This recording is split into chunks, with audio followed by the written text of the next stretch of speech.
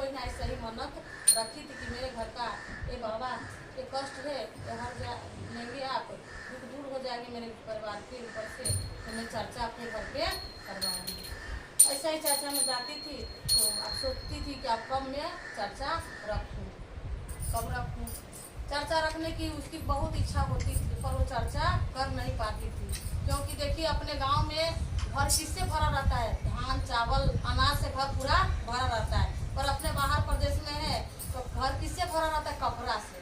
जहाँ देखिए तिजोरी भरा रहता है कपड़ा से, बेड भरा रहेगा कपड़ा से, कपड़ा ही इतना हो जाता है कि कपड़ा से ही जगह नहीं बन पाती। वो सोच रही थी कि चर्चा में करवाऊँ, पर उसकी बहू जो थी वो घर का साफ सुथरा उतना नहीं करती, जहाँ इधर कपड़ा फेंक लिए उधर कपड़ा फेंक लिए वो सकती उतारती नहीं थी, इसलिए उसकी इच्छा नहीं होती थी चर्चा कराने की। बोलती थी कि घर पे आएगी गुरु बहिना तो क्या बोलेगी, इनके घर पे कितना सारा सब जगह ही नहीं, इसलिए वो चर्चा नहीं करवाती थी। लेकिन एक दिन वो सोची कि ना मैं चर्चा करवा के ही रहूँगी, बहुत दिन का भाड़ा हो गया तो ज़्यादा दिन का नहीं रखना चाहिए। तो सोची कि चर्चा में कल करवा लूँ। शाम को जाके सब गुरु बहिना को बोल दी कि गुरु बहिना आज मेरे घर पे कल चर्चा है, आप लोग आइएगा चर्चा सुनने, 12 बजे चर्चा है। जैसे गुरु बहिना गई होगी बोलने आप लोगों की मेरे घर पे चर्चा आइए, जैसे वो गुरु बहिना जाके बोली सबको कि मेरे घर पे कल चर्चा है। सुबह उठी और अपने बहू को बोली कि घर में जितना सारा कपड़ा है वो सब कपड़ा को रख लो, आ जाके गंगा जी के किनारे पे, क्योंकि घर में जगह नहीं था, जाके गंगा जी में धो आओ। और सब कपड़ा घर में जितना है सब कपड़ा भी धोना और वहीं पे सुखा के घर पे लाने का, क्योंकि जगह नहीं है घर में सुखाने की, इतनी सारे कपड़ा है। और क्या की उसकी बहू गई और जितना कपड़ा था घर में सब पोटला बांध दी, पोटला बांध के अब बोली अब जा रही हूँ कपड़ा धोने। वो सोची कि मैं तो कपड़ा धोने तो जा रही हूँ पर अभी जाऊँगी, सुबह ही है, अभी जाऊँगी कपड़ा धोऊंगी तब तक दोपहर हो जाएगी, फिर कपड़ा को सुखाना भी है, सुखा के फिर घर लाना है, तब तो शाम हो जाएगी, मैं भूखे कैसे रहूँगी इतना दिन पूरे दिन। और क्या कि किचन में गई, थोड़ा सा आटा ले ली और आटा को एक पोटला बांध के और साड़ी में छुपा ली, अपने सास से छुपा के लेके गई वहाँ पे कपड़ा धो ली, कपड़ा उपड़ा धो के फैला दी, फैलाने के लिए रख दी। अब दोपहर हो गई थी, 12 बज गया था, अब इसको खूब कस के लग गया था। एक क्या कि वो आटा जो रखी थी वो आटा को 2 लिट्टी बना ली, 2 लिट्टी बना ली। और लिट्टी को कच्चा कैसे खाएगी, तो चारों साइड देख रही है तो कुछ आग उसको दिखा नहीं। थोड़ा दूर गई तो देख रही एक शमशान घाट है, शमशान घाट में एक चिता जल रही थी। वो क्या कि वो लिट्टी जो कच्चा था वो लिट्टी को उसमें सेक लिया और सेक के उसको पका लिया। अब लिट्टी तो पक गया, अब ये खाएगी कैसे, छुच्छे तो खवाएगा नहीं। ये क्या कि लिट्टी को लेके थोड़ा और आगे बढ़ी कि कुछ दिखेगा कोई मंदिर उन्दिर कुछ तो उसमें चली जाऊंगी। थोड़ा आगे बढ़ी तो देख रही कि खूब अच्छे से गणेश जी का मंदिर बना था। मंदिर था तो मंदिर में देखी अगल बगल में कोई नहीं है, तो आगे पहुंच गई, मंदिर में गई। मंदिर में जब गई तो देख रही खूब अच्छे से गणेश जी का घी का दीप जल रही है। वो क्या कि दीप को मुझा दी, हाथ से मुझा के और उसमें लिट्टी को रख दी। लिट्टी तो उसमें रख दी और लिट्टी जो था वो घी में दे दी, तो हो गया, चपरा गया उसका लिट्टी। अब वो खाएगी कैसे, छुच्छे लिट्टी खवाएगा नहीं।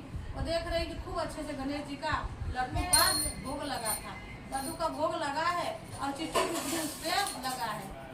तो क्या कि चिट्ठी को हटा के झाड़ के और लड्डू ऊपर से गणेश जी के भोग लगा जो था वो लड्डू उठा ली और वो लिट्टी और लड्डू बैठ गई मंदिर में और खूब अच्छे से खा ली। पेट जब भर गया इसका, बाहर निकली, पानी पी ली, पानी पी के आई बाहर तो कपड़ा तब तक उसका सूख गया था पूरा कपड़ा को। तब तक इसके घर पे चर्चा सास करवा ली थी, बहू को दे दी बाहर कपड़ा लेके धोने के लिए, घर पे सास चर्चा करवा रही थी।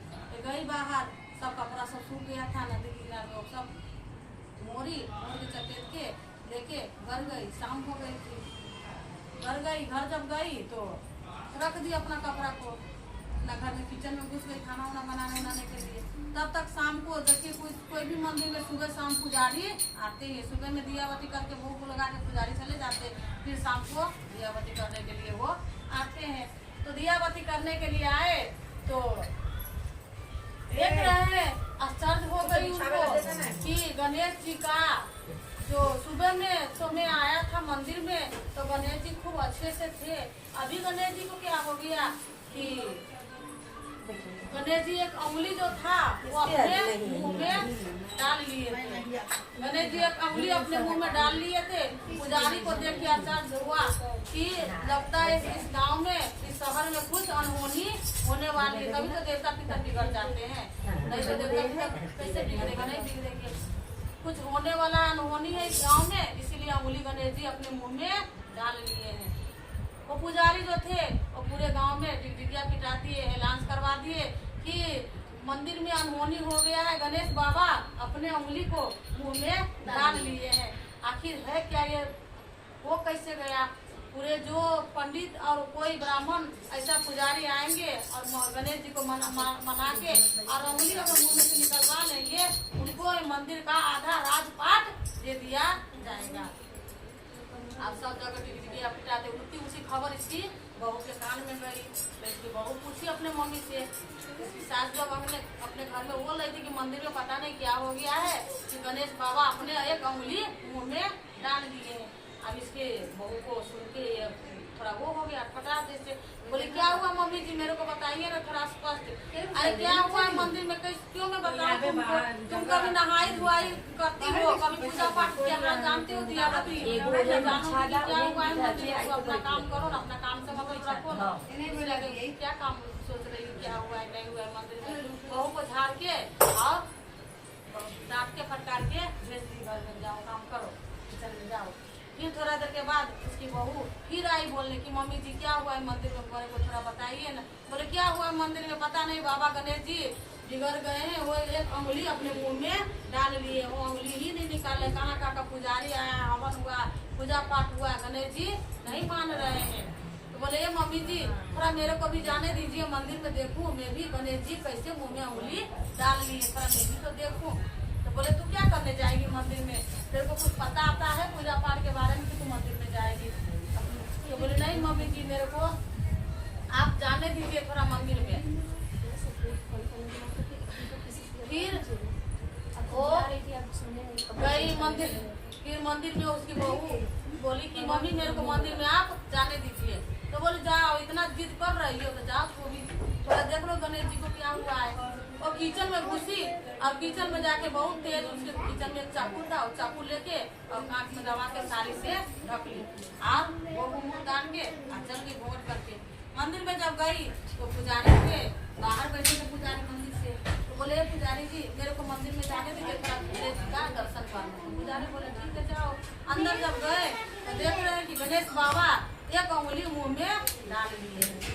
आगे इनको गुस्सा आ गया, इसकी बहू को बोली अब गणेश जी से, ये गणेश बाबा आपके यहाँ पर दीप जल रही थी और वो दीप में मैं बुता के अपने घी को लिट्टी को उसमें कर लिए और घी लगवा चपोर लिए, और आपके वो जो लड्डू का भोग लगा था अब चिट्टी पिपरी खा रहे थे तो अच्छा लग रहा था। अब मेरे को भूख लगा था, मैं खाने के लिए तड़प रही थी, भूख से व्याकुल हो गया था मेरा मन, तो मैं वो लिट्टी के साथ में वो लड्डू जो भोग लगा था वो जो खा लिए, तो आपको इतना गुस्सा आ गए कि आप अंगुलियों मुंह में डाल लिए? बताइए तो इतना गुस्सा आपको आ गए बाबा कि एक भूखे को कोई खिला पिला देते। आपके मंदिर में हम आए हैं और मंदिर में घी लड्डू का भोग लगा था, लड्डू खा लिए कि चलो मेरा पेट भर गया, मेरा आत्मा जुड़ा गया, तो बाबा आपको तो प्रसन्न होना चाहिए, तो आप अंगुलियों मुंह में डाल लिए।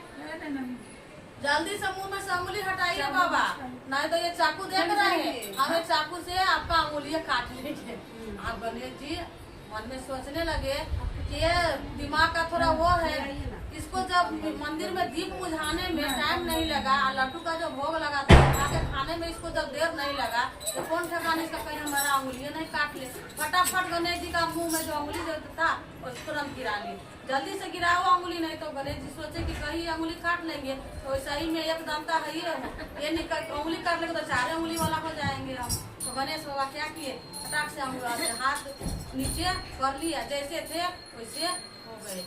अब जब वो जैसे थे वैसे हो गए, तुरंत गई पगली जो थी बाहर गई, बोले पंडित जी आप तो बोले थे गणेश जी मानिए नहीं रहे, गणेश जी तो मान गए, देखिए तो हम लोग पूरा जैसे थे वैसे वो हो गए। पंडित जी आए, पुजारी आए तो देखे सही में गणेश जी जैसे थे वैसे हो गए। अब इसका क्या किया, आधा राजपाट जो थे मंदिर का, पब्लिक जो थी उसको आधा राजपाट सोना जवाहर हीरा मोती जितना था मंदिर में से प्रॉपर्टी उसको मिला। फिर उसकी सास आई, उस दिन से वो बहू को इतना मानदान करने लगी कि हम इतना दिन पूजा पाठ किए तो आज तक इतना धन नहीं हुआ, बाबा कभी दर्शन ही नहीं दिए। आइए न कभी पूजा करती है, न कभी पाठ जानती है, न किसी को ज्ञान है। फिर गणेश जी को ये मना लिए और देखिए गणेश जी मान भी गए, इनको कितना धन कर दिए। उसी दिन से वो अपने बहू को क्या की शिव चर्चा में गिरवा दी, नाम जुड़वा दी और घर पे खूब अच्छे से धूमधाम से चर्चा करवाई और दोनों सास बहू खूब अच्छे से रहने लगी मिलजुल के।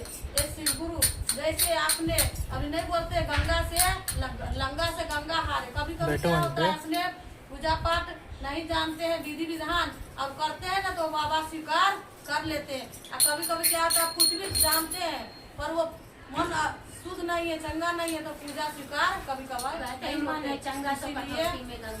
कभी कभार क्या होता है जैसे आप जानते हैं वैसे आप पूजा कर लीजिए ना, आपका पूजा वो स्वीकार हो जाता है। इसलिए कभी मन में छल प्रपंच नहीं रखना चाहिए, मन एकदम चंगा करके कोई पूजा पाठ करिए। अब हम पूजा पर बैठे हैं और मन में 75 वो टेंशन लेके बैठे, ये मन ये सब भगवान भी स्वीकार नहीं करते। इसीलिए शिव गुरु जैसे वो सास बहू दोनों को ज्ञान दिए बाबा और धन दौलत सब कुछ कया सामान सब कुछ जैसे दिए, वैसे जितने शिव गुरु शिष्य यहाँ बैठे हुए हैं सब पर ऐसा ही दया बरसाते रहेगा बाबा। प्रेम से बोलो उमापति महादेव की जय।